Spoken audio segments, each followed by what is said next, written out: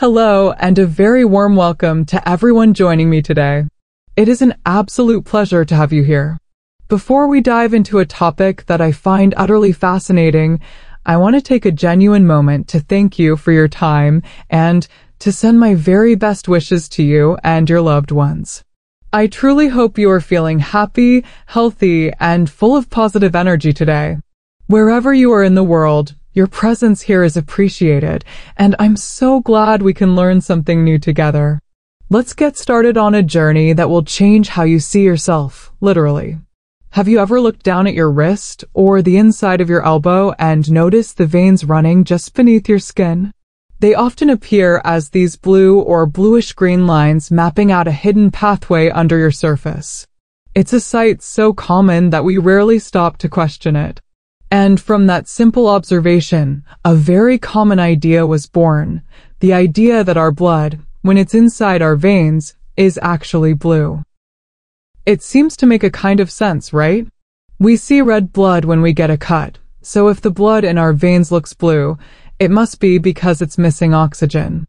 It's a story many of us have heard since we were kids, that blood is blue until it hits the air and turns red.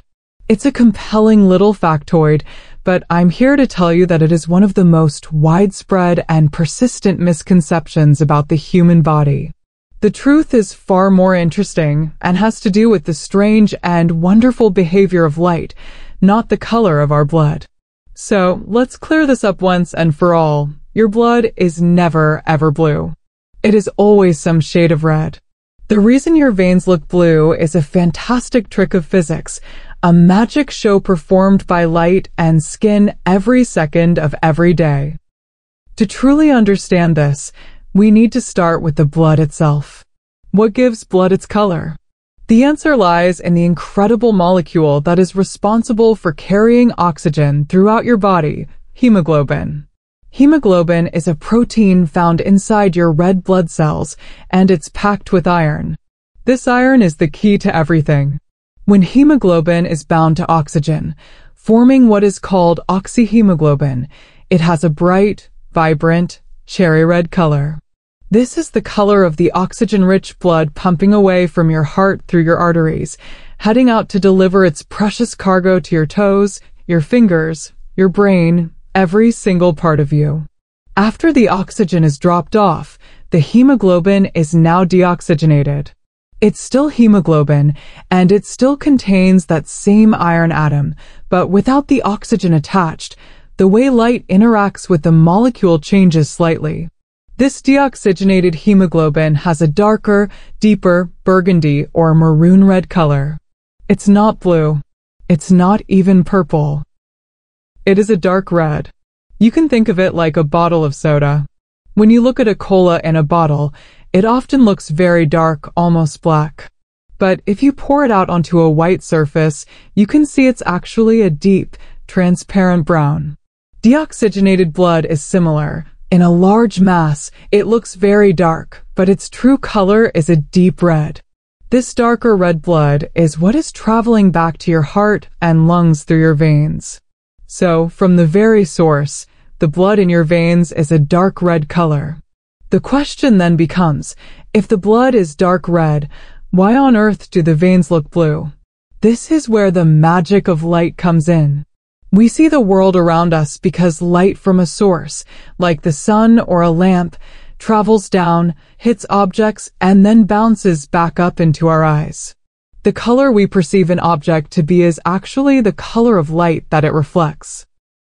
A red apple looks red because it absorbs all the other colors of the visible light spectrum and reflects back only the red wavelengths to your eyes. Your skin and your veins work in a similar, but more complex, way. Human skin, for most people, does a very good job of scattering and absorbing light. However, it doesn't treat all colors of light equally. This gets into a principle called light scattering, which is the same reason the sky appears blue. Shorter wavelengths of light, like blue and green light, behave differently than longer wavelengths, like red light. Blue light has a shorter wavelength and is more easily scattered and absorbed by skin and tissue. Red light, with its longer wavelength, can penetrate deeper into the skin before it is absorbed. Now, let's apply this to the vein on your wrist. White light, which contains all the colors, is shining down on your arm.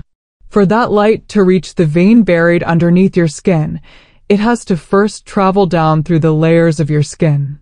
Then, it has to hit the blood inside the vein, and finally, it has to bounce all the way back up to the surface and into your eye. This is a surprisingly long and difficult journey for a photon of light. As the light travels down, the skin tends to absorb the longer wavelength red light. The shorter wavelength blue light, however, gets scattered away and absorbed more easily in the upper layers of the skin. It often doesn't even make it all the way down to the vein. But wait, you might ask, if the blue light gets scattered and absorbed, how does any light get back to our eyes to make the vein look blue? The key is in the reflection. The dark maroon-red blood inside your vein is actually very good at absorbing almost all light that hits it, regardless of the color. But it absorbs the longer wavelength red light even more efficiently. So, when the white light finally manages to fight its way down to the vein, the blood absorbs a lot of the red light that managed to get down there. The blue light, which wasn't absorbed by the skin on the way down as much, has a higher chance of being reflected back out. However, because the blood is so dark, the overall amount of light that makes the entire round trip is very small.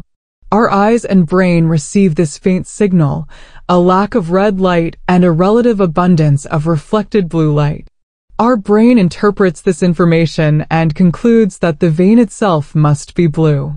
It's not that the vein is emitting blue light, it's that the light coming back from the vein is missing the red part of the spectrum, so it appears bluish to us.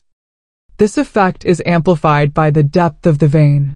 Veins are located relatively close to the surface of the skin, but they are still buried under a few millimeters of tissue.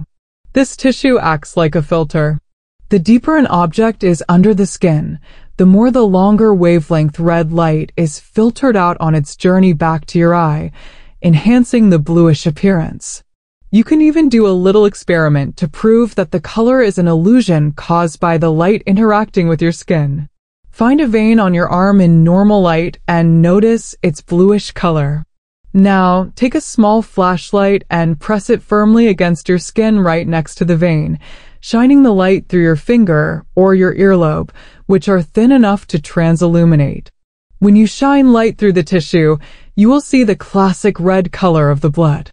This is because the light is passing through the blood in a different way, and you are seeing the transmitted light, not the reflected light. This simple test proves that the blood itself is red. The blue is just a trick of reflection and absorption. It's also worth noting that this is why people with different skin tones might see different shades in their veins. The amount of melanin in the skin changes how light is absorbed and scattered. In lighter skin, the blue appearance is very pronounced.